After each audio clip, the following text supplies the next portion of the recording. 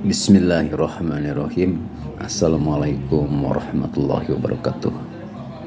Semoga semuanya ada dalam lindungan Allah Ta'ala, sehat ya, sehingga dapat menjalankan aktivitas sehari-hari. Pada kesempatan ini, channel Lingkung Seni Sunda 1969 ingin menyampaikan ya, bagaimana cara membeningkan cangklong itu ya. Orang tidak tahu rata-rata ya, ada yang dipernis dan sebagainya ya, dan seterusnya lah. Langkah pertama ya, setelah kita sudah menyiapkan cangklong yang belum dipulas, alat yang harus disediakan pertama adalah kain ya, untuk menggosok cangklong ini gitu ya. Yang kedua, lem Korea ya, lem Korea ya. Dan yang ketiga adalah batu hijau. Nah, itu alatnya sederhana ya. Kemudian caranya bagaimana?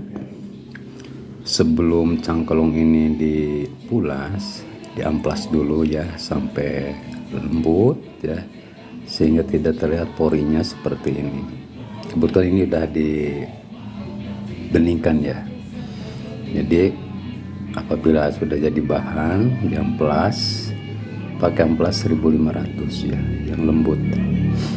Nah, setelah rata, siapkan ya lem Korea. Nah, lem Korea siapkan.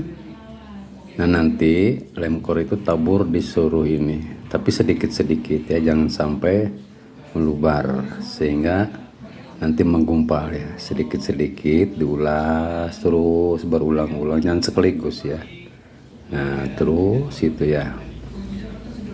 Setelah semuanya merata di lem ya, kemudian sampai kering ya, tunggu sampai kering sehingga nanti akan terlihat ya, udah kering, terasa keringnya, yaitu kurang lebih 15 menit lah keringkan.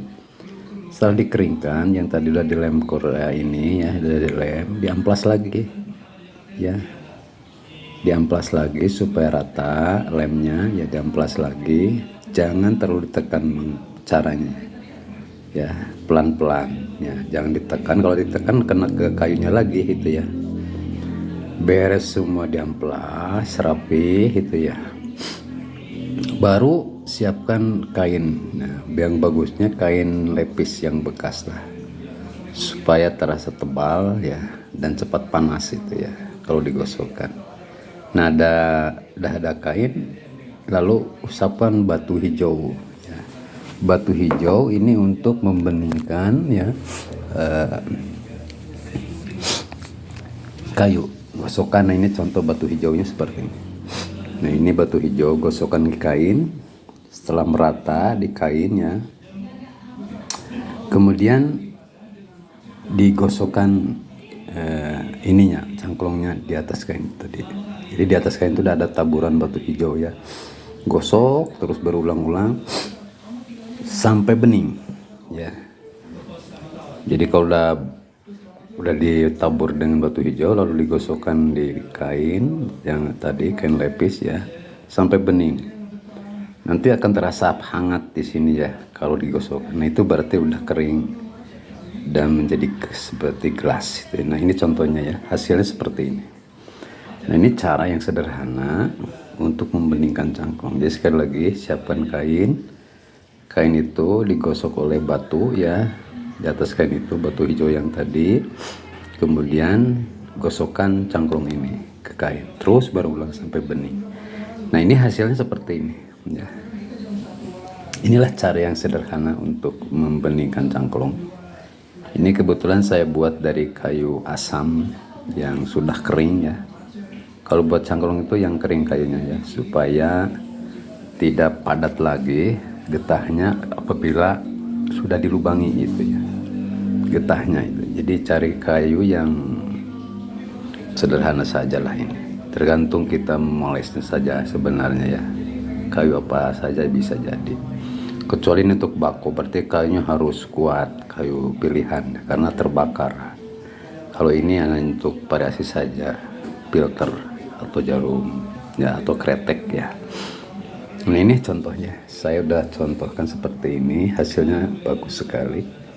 Dan kalau Anda punya kayu asam, keringkan ya, kurang lebih 3 bulan atau 2 bulan, nanti akan keluar corak seperti ini. Awalnya putih ya, tidak seperti corak batik ini putih. Nah ini setelah 3 bulan dikeringkan akan muncul seperti ini. Kelebihan pohon asam itu seperti ini sebenarnya ya, orang belum tahu bahwa asam yang tadinya putih ya, kayunya putih seperti ini nih, ternyata dah dikeringkan 3 bulan atau 2 bulan lah. Tapi dikeringkan jangan dijemur, karena nanti kalau dijemur retak. Biarkan aja di tempat-tempat teduh ya, jadi kering dengan menyendiri gitu ya. Nah ini hasilnya ada batik seperti. Nah ini kebetulan ya, titik temu. Hati-hati kalau potong, cari yang bagus ya. Nah, ini potongnya seperti ini. Ini asli ya. Oke, ini kasem. Dan ini kayu apa namanya itu, kopi ya. Bagus nih, kopi padat. Kayu kopi, variasi tergantung kita ya buat cangklong. Ini multi ya. Atas kretek, tengah filter, bawah yang paling kecil 3. Nah, ini corak-corak seperti tergantung kita cara membuatnya. Yang penting rapih lah. Adapun cara membuat yang rapih pakai mesin aja ya, supaya sudut ini tidak melenceng kalau pakai mesin ya, amplas ya. Nah ini sehingga rapih, kelihatan tuh simetris garis-garisnya ya. Nah ini cara membuat cangklong supaya rapih. Nah yang ini sama, ini kayu kopi ya, udah keringkan kayu kopi seperti ini, bagus nih, padat. Oke, ini dan ini adalah kayu sonokeling nih, bagus sekali ya, padat. Nah ini coba sangat bagus. Jadi unsur seni tidak perlu mempelajari pada orang lain, yang penting imajinasi kita bagaimana menerapkan pada sebuah benda ya. Kalau melihat karya orang lain, kita kadang-kadang kecewa, mungkin tidak sama dengan karya orang lain. Nah ini sebaiknya buat dengan imajinasi sendiri. Oke, itulah cara-cara bagaimana membuat cangklong ya, dan bagaimana mengimajinasikan daya pikir kita terhadap cangklong.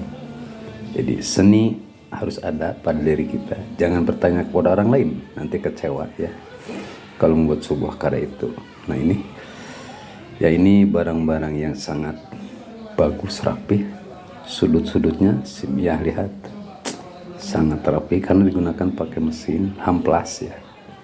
Jadi mesinnya mesin bor aja biasa, pakai amplas ya. Nah ini contoh hasil seperti ini.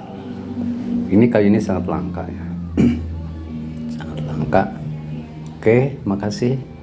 Jangan lupa ya di subscribe atau di like ya. Anda menyabret ya, atau melike, artinya Anda memberikan manfaat kepada orang lain. Terima kasih ya. Assalamualaikum warahmatullahi wabarakatuh. Sampurasun.